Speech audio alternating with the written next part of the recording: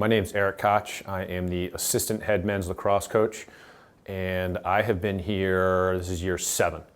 I have been coaching lacrosse since about the 8th grade. I don't know exactly the number of years, but it's been a while. What I like most about lacrosse and is most appealing to me is the sport's combination of grace and violence. Like, you've got to be a really skilled player, but it also takes a level of toughness and ruggedness to really be great at it. This will probably sound cliche, but my ultimate professional goal is to win a national championship. Something that I don't think people know about me is that I love to bake. Just really like making cookies and breads. I'd have to say that snickerdoodles is my go-to, and just like handing that stuff out at the holidays. Hands down, the person that knows me the best is my wife, Karen.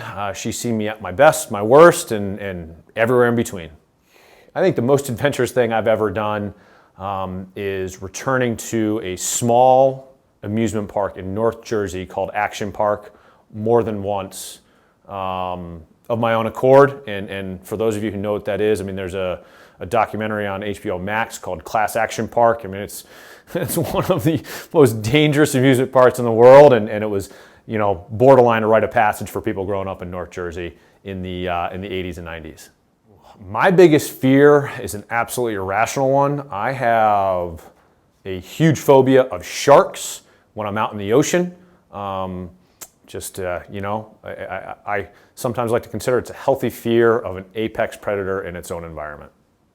My go-to guilty pleasure is probably 2 things. I think it's buffalo chicken dip and awesomely bad action movies, preferably from the 80s and 90s. You know, you throw Arnold Schwarzenegger in any kind of action movie, I'm game.